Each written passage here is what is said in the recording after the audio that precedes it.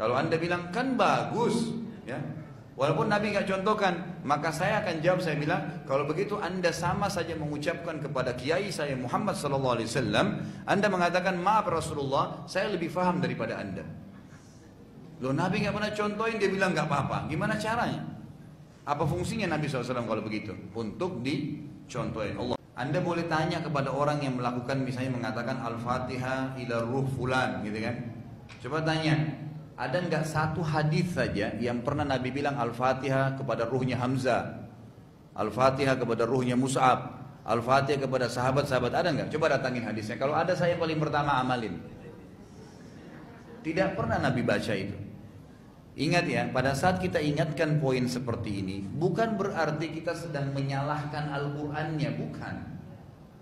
Melakukan ibadah yang Nabi nggak contohkan, Al-Qur'annya tetap mulia. Surah Al-Fatihah, surah Yasin itu mulia. Tapi kalau kita mau melakukannya di dalam bentuk aplikasi lapangan, gitu kan, harus ada contoh dari Nabi SAW. Ya, Nabi SAW tidak pernah mengirimkan surah apapun untuk orang mati. Beliau memberikan salam lewat kuburan, iya. Mendoakan mereka, iya. Tapi yang lain, menyiram kuburannya, taruh bunga, bacain Al-Fatihah atau surah, nggak pernah. Apalagi kadang-kadang orang tidak paham, kita di sini kena pakai bahasa Arab biasanya. Al-Fatihah ila hadratin Nabi, tahu nggak apa artinya Bapak Ibu sekalian? Hadra itu untuk orang yang hadir ya. Jadi seperti kita bilang Al-Fatihah kepada ruhnya Nabi yang sedang datang. Dari mana ini? Apa kata Nabi SAW dalam hadis? Saya selalu datangkan dalil ya. Hadis riwayat Abu Dawud, kata Nabi SAW, gitu kan? Pada hari Jumat, perbanyaklah salawat untukku. Dimanapun kalian ucapkan salawat untukku, akan dihantarkan kepadaku. Dibawa oleh malaikat itu, disampaikan, ya Muhammad, ini ada salawat dari umatmu. Bukan Nabi yang datang. Nggak pernah ada ceritanya dalam Islam itu Nabi datang lagi, nggak pernah. Waktu Nabi SAW meninggal, nanti kita pelajari pada saat Nabi SAW meninggal, gitu kan? Umar bingung, sahabat-sahabat semua bingung. Tersebar berita Nabi SAW meninggal dunia, ya, meninggal dunia. Orang kalau meninggal berarti sudah tidak ada lagi, putus hubungannya sama orang yang hidup, gitu kan? Nggak ada lagi hubungannya, nggak bisa ngobrol, nggak bisa ketemu, sudah ceritain, nggak ada lagi ceritanya. Dan ambil pelajaran dari sini. Umar bin Khattab waktu sahabat-sahabat sebarin Muhammad SAW sudah meninggal, beliau bingung, henusin pedangnya sambil teriak, siapa yang mengatakan Muhammad telah mati, saya akan penggal lehernya. Mertuanya Nabi, sahabat yang mulia, dijamin masuk surga, gitu kan?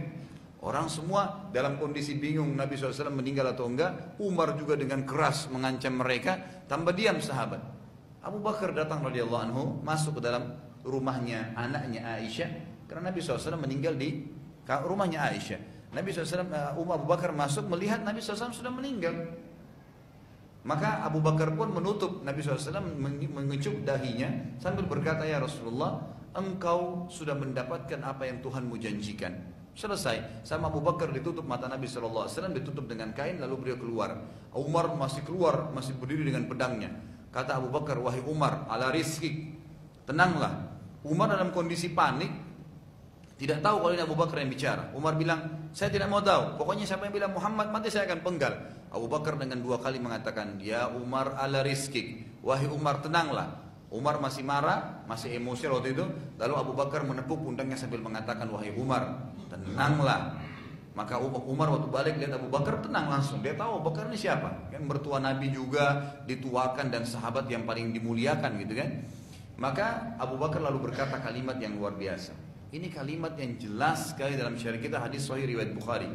Kata Abu Bakar, man kana ya'budu Muhammadan fa inna Muhammadan qad mat, wa man kana ya'budu Allah fa inna Allah hayyun la yamut. Siapa yang menyembah Muhammad di antara kalian, ketahuilah Muhammad sudah mati. Maksudnya apa? Gak ada lagi interaksinya, habis. Gak ada ruhnya datang, gak ada lagi, gak bisa lagi ngobrol, gak bisa lagi ketemu, gak bisa lagi. Dan siapa yang menyembah Allah, maka Allah hidup, tidak akan pernah mati. Lalu beliau bacakan ayat, ya, Al-Quran. Allah SWT berfirman, a'udzubillahi minasyaitonirrajim, afa immata au qutilan qalabtum ala aqabikum. Apakah kalau Muhammad itu mati, ya, atau dia terbunuh di medan perang, kalian murtad, tinggalin agama Allah? Wa may yanqalib an aqibihi fala yadurrullaha syai'an. Siapa yang murtad meninggalkan karena meninggalnya nabi itu, maka tentu tidak akan berpengaruh terhadap Allah Subhanahu wa taala. Tapi ringkas cerita adalah Nabi SAW waktu meninggal, sahabat pastikan kepada kita sesuai dengan tuntunan Nabi SAW, tidak ada ceritanya lagi ruh itu bisa kembali, kemudian bisa dipanggil atau dikirimkan surah. Allahu a'lam. Ingat, bukan Al-Fatihah dan Yasin yang sedang kita salahkan, itu mulia Al-Quran. Tapi membacanya untuk orang mati. Saya tutup dengan gini. Mungkin ini mohon maaf pertanyaan terakhir, saya ada ceramah lagi di Cikarang. Bapak Ibu sekalian, kalau Anda berbuat ibadah, Anda mau mengaku betul-betul muslim, maka jangan pernah kerjakan ibadah itu kecuali sudah tanya bagaimana kiai dan guru saya Muhammad SAW kerjakan. Mau puasa bagaimana Nabi puasa, mau sholat bagaimana Nabi puasa, sholat, mau haji bagaimana Nabi haji, mau baca Quran bagaimana Nabi baca Quran, mau zikir bagaimana Nabi zikir. Itu baru benar. Karena beliau adalah suri tauladan kita kan, harus ikutin. Ziarah kubur bagaimana ziarah kubur Nabi, takziah bagaimana takziah Nabi, tanya semua, belajarin. Nanti kita akan tahu apa yang Nabi SAW kerjakan, maka kita kerjakan juga. Kalau mengaku pengikut beliau, sebenarnya harusnya begitu kan, Sallallahu Alaihi Wasallam. Baik, itu satu poin. Poin yang lain, kalau Anda ingin menyatukan antara dua ibadah yang berpisah, misal ziarah kubur dengan baca Quran. Ziarah kubur ibadah kan? Baca Quran juga ibadah. Baik, kalau Anda ingin pertemukan dua ini, dua ibadah, tetap sama. Tanyakan, Nabi pernah satuin nggak? Harus ada penyambungnya. Artinya pelajari kalau Nabi ziarah kubur pernah baca Al-Quran nggak untuk di atas kuburan untuk para sahabat. Belum ada satu riwayat pun yang mengatakan Nabi, ada bab khusus ya dalam Sahih Bukhari, Sahih Muslim, bab ziarah kubur khusus. Ya, babnya itu diceritakan bagaimana Nabi SAW ziarah kubur para sahabat rutin, setiap Senin dan Kamis ziarah kuburan Baqi rutin, dan para sahabat menceritakan bagaimana Nabi SAW menziarah.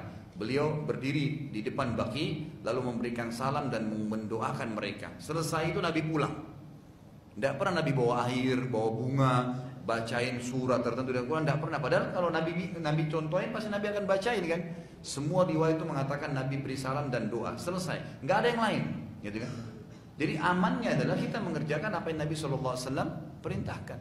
Al-Qurannya boleh kita baca buat diri kita, iya, gitu kan? Kita sumbang Al-Quran ke tempat menghafal Quran di masjid, niat untuk orang tua kita yang sudah mati boleh.